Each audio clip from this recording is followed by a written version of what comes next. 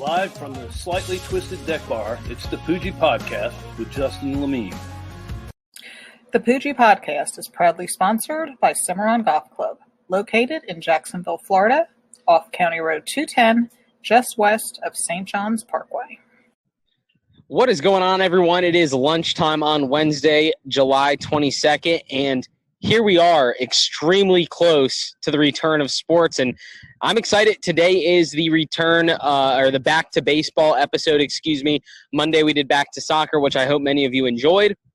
But I do want to kick off this show talking about two topics, actually. One involving the NFL and then one involving baseball. First, let's start with the NFL. You know, we've seen a lot of players be vocal over the last few days regarding the procedures in place, the policies in place for the NFL in terms of returning to practice and returning to the facilities. And it's almost embarrassing to a certain extent for the NFL. You know, they are the number one professional sport in America as far as revenue goes, and they have the most eyes on them year in and year out as far as TV numbers goes and marketing dollars, things like that. And it's almost just embarrassing to think that that type of organization cannot come to an agreement or has not come to a clear-cut plan for their players to safely return to work and feel comfortable getting back to work. Because understand this, right? I want to watch football just as much as the players want to play football. And the fact that the only hiccup in this whole situation might be the fact that there's a lapse of competence at the higher level trying to get these players back into the facilities is a little bit of a chuckle for me. I can't believe it. I can't understand it. I mean, right behind me, about 300 yards over my left shoulder, is a football stadium for the Jaguars, and rookies are already back into the facilities. All 12 Jaguar rookies are already back over there. And to think that, you know, veterans are going to be coming in the next weeks, and now we're looking at no preseason games, which I know some players are happy about. But what's it going to look like getting onto the field? It almost seems like the NFL has dragged their feet so long that now they're just trying to rush and put together a plan to get these players back in. So that's topic number one. Topic number two, baseball was back on. Live baseball was back on last night. And not that I'm the biggest baseball fan as far as watching games goes, but I do think it was fantastic to see because it was a sign of hope for these American sports finally coming back and seeing teams play against each other, not just scrimmages. And it was great to see. It was exciting. The Marlins blew an 8-1 lead going into the second half of the game, and the Braves ended up coming all the way back. And a story like that is just so funny to me. The Braves finding a way to get it done in one of the first games back from this quarantine against the Marlins. So it'll be interesting to watch moving forward, but we do have our Back to Baseball episode today, episode number 32. So please enjoy that. We do have the voice of the Jacksonville Jumbo Shrimp, Scott Kornberg, as well as Braves fan and just diehard baseball fan Drew McDonald. Drew actually reached out to me and said, hey, if you're looking to do the Back to Baseball episode, I'd love to be on. So it was great to get him on. I know he's really passionate about the sport, and I hope that comes through in this interview. So stick around for PoojieParlay following this interview, and thanks for joining. Yes, always. Thank you to Strings Sports Brewery for bringing you these interviews. Great spot north of downtown Jacksonville. Great food, and you got to check out Burger Thursdays, $5 burgers there at Strings.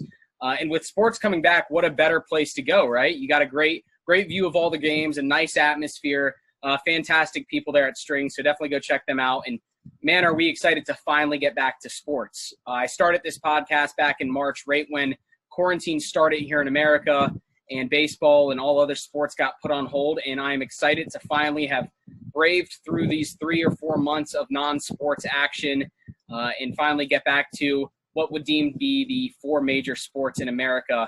And today I do want to bring you an episode about the return of baseball, maybe some expectations, and I do have 2 very esteemed, one former colleague, one current colleague.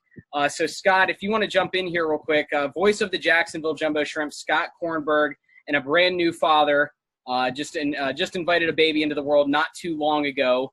But Scott, I do have to ask you, the game on behind me, not many people remember the Washington Nationals won the World Series last year. There's been so much going on since the end of last season, including the Astros sign stealing scandal dating back to the 2017 season. I guess, what are your thoughts on, one, the Washington Nationals winning the World Series last year after the way they were performing in the middle of the year? And two, what are your thoughts on the Houston Astros sign stealing scandal, what it did to baseball, and maybe some of the punishments that were or were not handed down?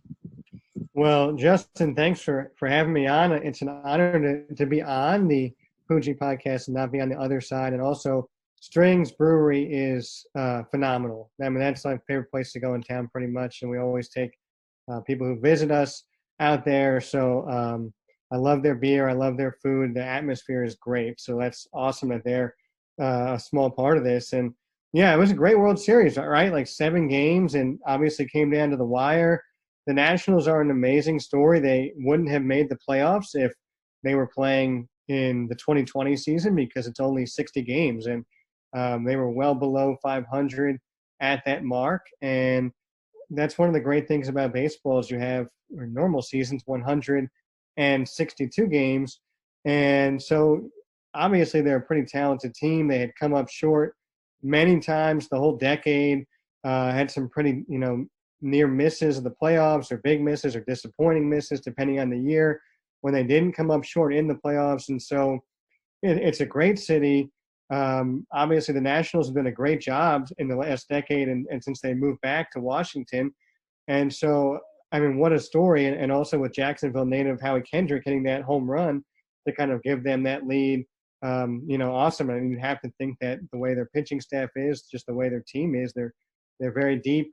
They have to be a favorite in 2020. And, it's funny you bring it up March. And I think at that time, everybody was thinking about the Astros being the villain. And how many stories did we see about, how are the Astros going to be able to cope with, these just crazy crowds that are going to be so against them. And they were going to be playing in Oakland, I think, to start the season or the second series of the year. And obviously that's a moot point now. They only have 60 games to try to, make it seem like the sign stealing was not as big of a deal as, maybe some of the fans or people in baseball think. Obviously, they're a pretty interesting story. They've got a pretty good manager to handle this adversity in Dusty Baker. I think if I were to pick anybody off the free agency mark, I think I'd probably pick him because he's such a good players manager. And, of the punishments, I think a lot of fans on the surface look at it like, it's pretty light, but I think baseball did about as much as they could under the current rules. They kind of went to the maximum. And so, baseball did everything they could to punish them. Whether that's still enough, I don't know. I think they still kind of made a pretty good example of them and the Red Sox, that hopefully this will be an issue that will be put to rest. But I think there's also the issue of you probably have to do something about the video room. Maybe they shouldn't be so accessible to players, and that's a whole different conversation. But, yeah, it was a great World Series. This is a long answer. The Nationals are an awesome story, an awesome team, and deserve a champion, even though they didn't win the division. And the Astros, I think even without fans, have a lot to prove this season. Yeah, for sure. And maybe a long answer because I asked one too many questions there, but a lot to be said about the 2019 World Series, of course, like you said, with Washington winning it. And who would have thought, right? The superstar Bryce Harper leaves Washington, the piece that people thought was going to be there forever and maybe win a World Series in Washington, leaves, and Washington goes on to win. But you brought up that great point. Many people think that baseball is too slow or too long of a season when realistically the length of the season is on par with a lot of other sports if you look at the amount of months it consumes. But it is funny you say that because Washington wouldn't have made the playoffs last year likely had they not had 162 games in the season. And then I do want to bring in our next guest to the program. So, Scott, thanks for that answer. But Hall of Fame Jumbo Shrimp intern, fanatic of the UNF Ospreys, and a baseball diehard. So, Drew McDonald, thanks for being here, man. Justin, thank you, man. I'm glad to be on the show. Big Hall of Fame intern status. It was a fun year with you and Scott, doing the Crustacean Nation proud, but I'm glad to be here with you talking about baseball. I love the World Series. I'm a Braves fan, so seeing the Nats was kind of like bittersweet because they're our division, but you root for them. Ironically, I'm in Jupiter, Florida, and we have West Palm Beach close to us. That's where the Nats and Astros train, ironically, so they play the first game spring training against each other. I think that I don't know, in our generation, for myself, it's kind of like we have like a Black Sox or like a similar to that kind of like bad guys kind of team. So I think we're kind of easy to jump the gun on like the being of the bad guys of 2019 season. Yeah, right. You think about it, it's like every sport, whether it's been an athlete or a team, there's always been the villain, and that's almost what sports want. You know, every sport has that team or player that a lot of teams rally against and try and get up for. So that might be what the Astros turn out to be here in the next season, if not longer. They did clean house quite a bit, like Scott said, with Dusty Baker coming in. Now for you, I know you said you're a Braves fan, correct? You said Braves? Yes. Yeah, so they have a very young and up-and-coming team, so it's going to be exciting to see what they can become. What was the nickname? Baby Braves? Was that what they were called? Yes, that was 2005, back with McCann and Joe Frank Cooler back in those days. So now they're back with Albies and Acuna and everything, so they have a great core now. With 60 games, what are your expectations for them? Is there going to be a learning curve of, you know, we have to find success immediately? Because realistically, game one of this season is game 101 of any other season. So where are the expectations, I guess, for the Braves being here in the Southeast? And I guess just a broad expectation for teams coming out of this quarantine, where the players might be and so on. So the Braves have a chance to become back-to-back division champions. And so Freeman had COVID-19, I think 2 weeks ago. So I'm not sure we're ready for game one. Markakis is out for the season. He opted out. But we're now in a league of our own, with the ASIO league on the Braves. I'm excited for it. So I think that with that youth of Acuna, Albies, Puig, Ozuna, I forget people else. Doesn't matter. They're all great. I think that it's first place with wild cards, kind of our expectations. And that's good. It's gonna be exciting. And Scott, I want to bring you in here. Like he mentioned, the Braves possibly finding some success quite quickly here.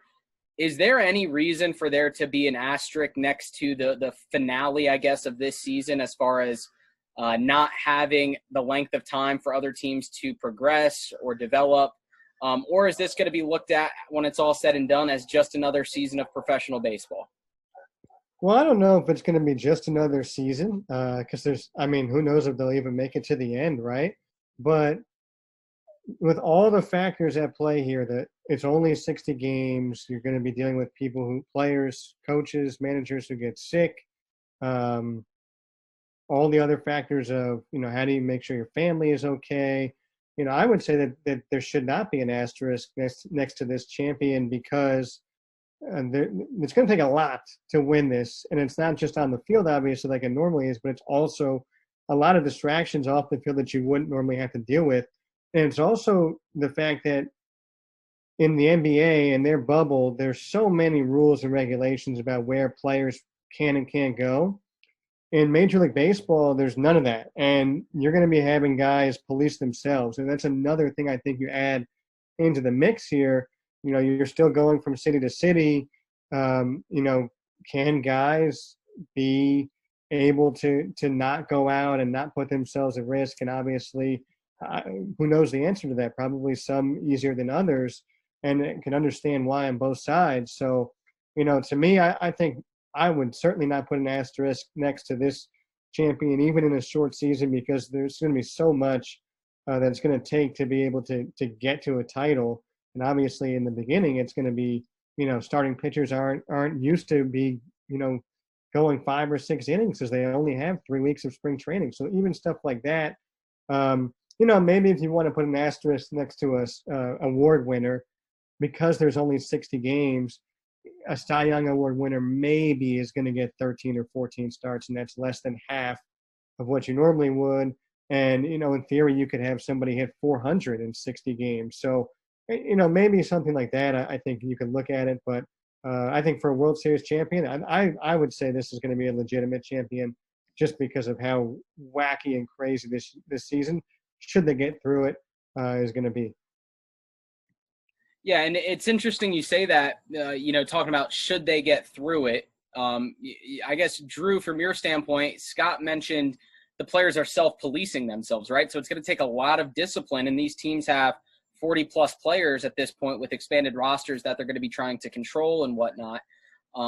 What's it going to look like the day before a pitcher's supposed to go out and start and maybe he tests positive? Are we going to see more position players coming into pitch? Are we going to see more relievers coming into start? Is this going to be one of the most interesting baseball seasons as far as finding, unique pieces on different teams? We've seen different players come into pitch and different pinch runners and whatnot. But how are teams going to adapt, and how is this strategy going to unfold, I guess, in your opinion? We have seen Kung Fu Panda Pablo Sandoval throwing just dimes off the mound, so that could be an option this season.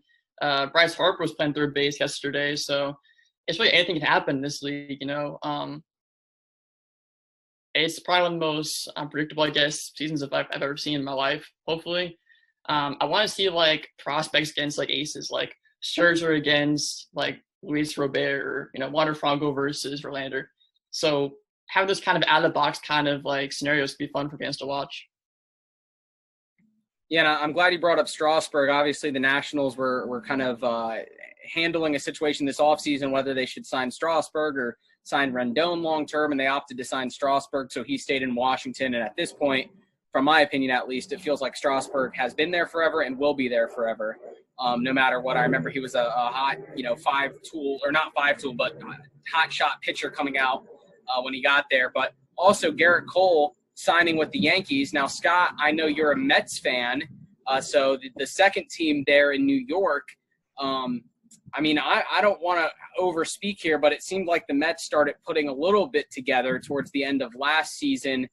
In talking to you, what are the expectations maybe from the Mets? And would you say this shortened season maybe favors some of those, I don't want to say less talented either, but below average teams? Yeah, I think that you're definitely going to see, a team that maybe wouldn't be able to sustain success, kind of the opposite of the Nationals effect, where you start hot and then you just cool down as the season goes on. Maybe a team like the Padres or the White Sox, where there's a ton of young talent on both those teams, and maybe those guys start to figure it out a little bit earlier than you expect, and who knows, right? Like, if you get out to a hot start and the Twins or the Indians start slow in the Central, there's no reason that you can't see a team that's surprising. And maybe it's even somebody like, it would be really crazy, but the Marlins or the Orioles or the Tigers, even those teams, I think, have a better chance of making a run than they did, even if it is still, for those three teams, pretty small. And I think the same is for the Yankees. They're a behemoth, and they're a team that's probably favored to win the AL. The Dodgers in the NL. But there's no reason those teams, it's only 60 games. An injury here, a losing streak of 7 games is really like a losing streak of almost 20 games in a normal season. And that can happen and really set one of those teams back. And, for the Mets, they made some strides again in the second half of the year. Be interesting to see what they can do in a shortened season. I think it helps them because they don't have Noah Syndergaard, so they're already down a starting pitcher, and one of their best ones at that. And because of that, you're probably able to paper over in the rotation a little bit better than you normally would, because you've got a bigger bullpen. And I also think it helps them because the NL is using a DH. And so a guy like Yoenis Cespedes, who's probably not able to play in the outfield defensively, he could be in the lineup and hit as a DH. And that's a really good thing for the Mets to have. The problem with the Mets, and Drew mentioned this, and it's the division is so good. The Braves are really incredible. The Nationals are the defending World Series champions. The Phillies are good, and they have Joe Girardi now, and they made some nice additions with Zach Wheeler in the offseason. So 60 games, any of those 4 teams, could be good, and I think that's why the National League is tough to forecast in the East and really the West, because the Dodgers are good. Arizona's a talented team. San Diego, I think, is better than people think. And the Central, there's like 4 teams that are pretty much the exact same. Cincinnati could surprise. The Cubs, who knows what you're going to get from them. The Cardinals, the Brewers, those teams are all very, very similar. And I think that's where the National League can be very interesting, where the American League, you've kind of got some powers, and you have to see if the Yankees, the Astros, the Twins will stumble, and you maybe get a surprise team to kind of rise up a little bit in the short season. Yeah, I mean, we'll definitely see what happens, obviously as the season unfolds. And I'm glad that you mentioned the 7-game losing streak translating to a 20-game losing streak, because I was going to say the exact opposite for a team like the Marlins or the Orioles, where a 5-game win streak translates into a 13-game win streak in any other season when you look at the percentages of it. So it's definitely going to be exciting to see what teams can kind of separate themselves. Like you mentioned, the AL maybe has some top-heavy power, where the NL is a little bit more evenly distributed in some cases. So going to be exciting to see that. Drew, I have one last question for you, and then I have one last question for Scott before we get going here. Drew, my question for you is, I know you mentioned Nick Markakis with the Braves, and he announced on July 6th that he was going to be sitting out this season based on COVID-19, along with other players like Ryan Zimmerman, Ian Desmond, David Price, and so on. What are your opinions, or where do you stand on this, situation where players are opting to sit out? What are your opinions on them doing that? I listened to a podcast today about it, and they're talking about how there shouldn't be a reason for the players to give to the public for them sitting out. It's kind of their decision too, because like Buster Posey has like a twin premature infants. Like it's honestly, that's kind of like it's a hero thing to do, to sit back and be a hero and kind of be a dad to your kids instead of playing. So I think it's unfair for fans to like blame the players for sitting out because they have their own reasons to do so. It seems like that it's their prerogative. It's what they want to do. If they want to sit out, then that's their decision. Yeah, I personally don't see anything wrong with it, especially with how other industries are handling this situation with people working from home as it is. And yeah, you'd like to think that baseball is doing everything in other sports, are doing everything in their power to make sure it's a safe environment, but still you can't question someone's perception of their own safety in this situation, especially with these players, I think is a key thing. And then Scott, for you, 60 games coming out of a quarantine, people are thirsty and hungry for baseball at this point. People like myself that maybe wouldn't have watched regular season baseball otherwise, unless it was the only thing on, are going to be watching baseball. Do you think that the MLB will see this 60-game shortened season and say, man, maybe we should shorten a normal season just in general because we're going to get better viewership, more viewers at the beginning of the season, the players maybe enjoy it more, creates a better relationship between the MLBPA and so on? Do you think this shortened season will have any long-term effects on the total season of Major League Baseball? And that's a really good question. And obviously the collective bargaining agreement is signed through the end of next season. So, for anyone paying attention to the strife that we had to even get a season in 2020, there could be some issues there.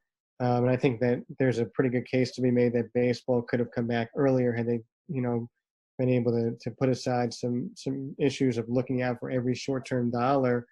And they could have been on, the stage a little bit more, like you say, where they're going to be people wanting to watch, but then in a week, the NBA comes back and the NHL comes back. And so all of a sudden, you're going to be diverting eyeballs there. But it's an interesting question because obviously baseball's regular season way back in the first half of the 20th century was shorter, and not by much, 154 games, but there's talk of the NBA is going to move to a shorter season. I don't know if we'll get a shorter year in baseball. I think that the owners don't want that for their TV revenue, for their gate revenue, for everything else. I think obviously the players would be interested in that for health reasons. But I think of all the things that baseball is looking to tinker with and try to hammer out for the next CBA, I haven't read there being a shorter season as one of those. And I think part of it is baseball is so steeped in tradition. It's a long season for the whole history of the game. It's difficult to change anything in baseball. And I think that's part of the charm of baseball is that you really could tell by the end of the year a team's true talent level over 162 or 154 games. So, maybe there is a little bit of an appetite after this where, you can maybe make the case for a shorter season, but I don't think it'll be significantly shorter in any way. Maybe if shorter at all, in the neighborhood of 140 or 150 games, but I just can't see baseball going below that. Yeah, no, I completely agree with you, and people want to, complain and argue again about the 162 games, but long term, it's around the same amount of months as a lot of other sports, so not too big of a problem. But you mentioned the tradition, obviously. One thing that's going to be missed is people getting out to the ballpark, seeing the fans catch the home run balls and the foul balls, and spilling the beers, trying to catch foul balls and whatnot. So that'll definitely be missed. But it's going to be interesting. You mentioned they could have been back a lot earlier. 6 weeks ago, it looked like we weren't even going to have a baseball season. And here we are about a week away at this point from the baseball season returning. And now they will be the first out of the 4 professional major sports, excluding soccer, unfortunately, from that ranking. Baseball is going to be the first to return here in America. We've had NASCAR, we've had golf, we've had soccer. And now it's time for an American sport to try and make its comeback and really see what happens. But I'm excited. I haven't been this excited, I don't think, for a baseball season in a long time. Obviously, I work in baseball. I played baseball growing up, so it kind of burned me out a little bit. But I'm excited to get back to watching it, seeing what my Dodgers can do until the playoffs, of course, when they collapse, like seems to be tradition for them.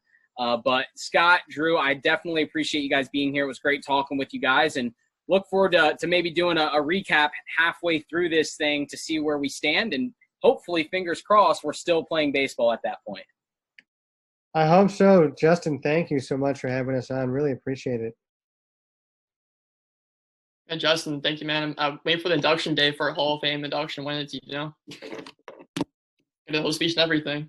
Yeah, we'll be sure to do that. We'll host it when we get people back to the ballpark, a Drew McDonald Hall of Fame intern intro. Okay, so I appreciate it, guys. Y'all take care. You too. Again, thank you to Strings Sports Brewery for bringing you that interview. Great spot there north of downtown Jacksonville on Main Street. Go check them out for sure. But it is Poojie Parlay time, presented by Shores Pub Mandarin. And after what I would call a successful weekend last weekend, I'm looking forward to continuing the hot streak. We got a lot coming up as well. PGA Tour Golf returns tomorrow, so be on the lookout for those picks coming up later this evening. We have two NASCAR races coming up. We start at Kansas Speedway tomorrow and then New Hampshire Motor Speedway on Sunday. So there's a lot to look forward to in the world of NASCAR as well this weekend. Obviously, EPL coming up. We have F1 again. So just a lot of sports coming up this week in the PGA Tour. I'm still putting my picks together, but they are up at Twin Cities in Minnesota for the 3M Open. Last year, Matt Wolff won it, and he's in the field again, as well as Brooks Koepka, Dustin Johnson, Paul Casey, Tony Finau. A pretty decent field, not as strong as last weekend, but I'm looking forward to it. We'll see if Matthew Wolff can repeat, but I do suspect this might be one of those tournaments where one of those weekend golfer names wins it. Just some guy that you're not too used to hearing about frequently. So I wouldn't be surprised if one of those average names just kind of sneaks in there to win.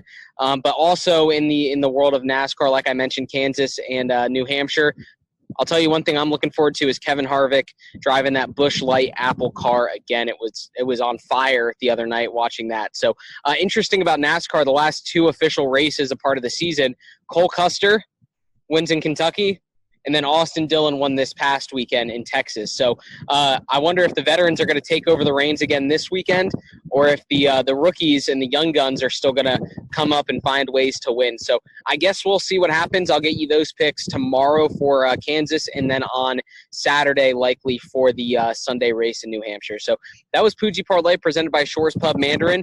Thanks for tuning into this episode, and be sure to stick around and follow on Instagram, the Poojie Podcast, for all the exclusive content for Poojie Parlay, and on Twitter, Poojie Parlay. Back to basketball will be on Monday the 27th next week, and then back to hockey will be on Wednesday the 29th. So be on the lookout for those as well. But then thanks again for joining, and have a great rest of your Wednesday and a great rest of your week. Thanks. Be sure to follow our show on Spotify, Apple Podcasts, Google Podcasts, and other podcast streaming services, as well as subscribe to our YouTube channel to check out unique video elements for each interview.